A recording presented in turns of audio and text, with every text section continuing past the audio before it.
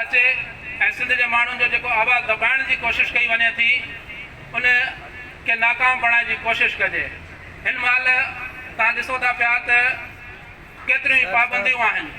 उन्हनि पाबंदियुनि बावजूदि मां सम्झां थो त जेके क़ौमी अख़बारूं सॾाइनि थियूं उहे उन पाबंदी उन दॿाउ में अची वियूं आहिनि, पर अञा बि सिंधी अख़बारूं आहिनि जेके उन दॿाउ खे क़बूल करण लाइ तयारु न आहिनि। डैम जो इशू हुजे, भाषा डैम जो इशू हुजे, तकरारी फ़ैसिला कया त उनखे बि उन पंहिंजे प्लेटफॉर्म तां उन ते आवाज़ु उथारियो। दोस्तो, असांजी कोशिशि आहे, असांजी कोशिशि रहंदी ऐं हिन महिल ताईं एकता सथ जेके बि कोशिशूं कयूं आहिनि, जेतोणीकि त मां उन सथ जो हिसो न हुयुसि, पर जीअं ॿाहिरि वेही असां उन अख़बार खे ॾिसंदा रहिया आहियूं ऐं उनखे उनजी पॉलिसी खे ॾिसंदा रहिया आहियूं, उहा सिंध दोस्त पॉलिसी आहे। इन करे मां हिकु एडिटर जी हैसियत सां ज़िम्मेवारी सां सिंध जे मसइलनि ते जेको बि मूंखां थियो उहा सिंध जे मसइलनि ते उहो ॻाल्हाईंदुसि। ऐं जेकॾहिं मां हिते वाज़े तौरु चवां थो, जॾहिं मां सम्झुसि त मां उन जी रस्ता रोक थिए थी पई, उन ॾींहं ते मां इदारो छॾे हलियो वेंदुसि। सो इहो असांजो शुरू खां ई मौक़िफ़ रहियो आहे सिंध जे माण्हुनि जो। ऐं महबूब साहिबु हिते वेठो आहे, मां उनखे पहिरीं मीटिंग में इहो ई चयो हो त असां वटि जेके वर्कर जेके हूंदा आहिनि, कारकुन जेके हूंदा आहिनि, उन्हनि खे ॿियो कुझु बि न घुरिजे। उहे चवंदा आहिनि असांखे टाइम सां पघार मिले ऐं हुननि जो जेको घरु हलंदो रहे।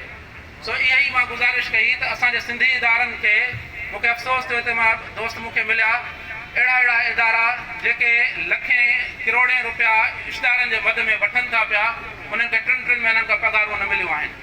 सो मां उन्हनि समूरनि इदारनि खे, उन्हनि समूरनि जेके उहे असांजा पंहिंजा इदारा आहिनि, उन्हनि खे हिकु सहाफ़ी जी हैसियत सां, हिकु आम कुलीग उन जी हैसियत सां मां उन्हनि खे अपील कंदुसि, गुज़ारिश कंदुसि त ख़ुदारा कारकुननि जे मसइलनि खे नज़र में रखो, उन्हनि जे मसइलनि खे हलु कयो।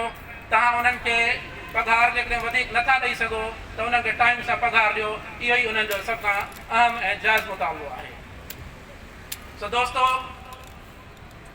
मां हिकु भेरो ॿीहर समूरा जेके दोस्त असांजा एकता जा आया आहिनि उन्हनि खे मुबारकबाद पेश कयां थो ऐं इहो चवां थो त उहे महिनत सां कमु कनि। जिते बि का रंडक पेश अचे उहा असां सां ॻाल्हाइनि, असांखे ॿुधाइनि। इनशा अल्लाह ताला असां उन ते स्टैंड वठंदासीं जिते बि जाइज़ मामिलो हूंदो। पर हिकिड़ी ॻाल्हि तव्हां ज़हन में रखी छॾियो त जॾहिं बि ॻाल्हि कयो सबूत सां कयो। जेसि ताईं तव्हां वटि प्रूफ न हूंदो, जेसि ताईं तव्हां वटि सबूत न हूंदो, तव्हां उन ॻाल्हि खे असराइते नमूने न करे सघंदो। इन करे जॾहिं बि तव्हां ॻाल्हायो, अचो, कंहिंजे हवाले सां ख़बर हुजे, तव्हां उहो खणी अचो, उहा हलंदी, जाइज़ हूंदी, बिल्कुलु हलंदी। ऐं ख़ासि तौरु मां चवां थो कराची में जेके रहंदड़ जेके आहिनि असांजा दोस्त, असां सिंधी जेके रहूं था, उन जूं जेके कची आबादियूं आहिनि जिते रहनि पिया, उते जेके रोड रस्ता मेन मसइला आहिनि, मुख्य मसइला आहिनि, उन्हनि ते असां भरपूर नमूने आवाज़ उथारींदासीं।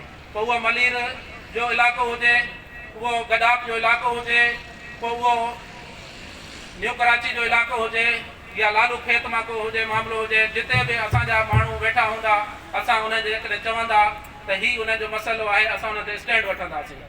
मां समूरनि दोस्तनि जो थोराइतो आहियां ऐं मां इहा हिकु भेरो ॿीहर गुज़ारिश कंदुसि साईं महबूब अब्बासी साहिब खे त उहे उन सिलसिले खे, टुटल सिलसिले खे ॿीहर बहाल करण मुंहिंजी मदद कनि, जेको असांजो सिंधी अख़बारुनि जो हूंदो हुयो त इलाइक़नि जे मसइलनि जे हल लाइ अवामी कचहरियूं लॻायूं वेंदियूं।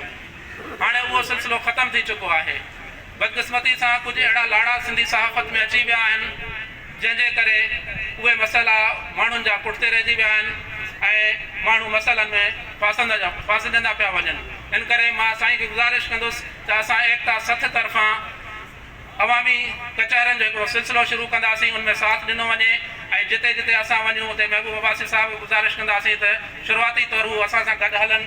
सिंधी आबादियूं आहिनि, सचल ॻोठ आहे, भिटाई आबाद आहे, मलीर जा ॿिया इलाइक़ा आहिनि, मेमण ॻोठ आहे, जेके 50-50 साल 30-30 साल थी विया आहिनि, पर हुकुमराननि जे जेके उहे जेके वेठा आहिनि, जेके सम्झनि था त उहे ई हिन जा वारिस आहिनि ऐं जेके सम्झनि था त उहे ई सभु कुझु आहिनि ऐं सिंध जा माण्हू रुॻो उन्हनि खे वोट ॾींदा रहंदा ऐं उन्हनि जो आवाज़ु दॿिजी वेंदो। पर मां चवां थो त असां उन्हनि अवामी कचहरियुनि ज़रिए उन्हनि अवामी कचहरियुनि ज़रिए असां सिंध जे माण्हुनि जा उहे मसाइला अवाम ते पहुचायूं। हिते मलीर जा दोस्त वेठा आहिनि, स्वामी मेमण वारा बि वेठा आहिनि, मां उन्हनि खे बि चवंदुसि त उहे अॻिते अचनि, असां उन्हनि मसइलनि ते हिकु जानदार नमूने, हिकु शानदार नमूने आवाज़ उथारींदासीं ऐं असां कोशिशि कंदासीं त उहे कराची जा मसइला उहे सिंध असेंबली ताईं बि पहुची वञनि, सिंध कैबिनेट ताईं बि पहुची वञनि ऐं वफ़ाक़ ताईं बि पहुची वञनि। तव्हां समूरनि दोस्तनि जी वॾी महिरबानी।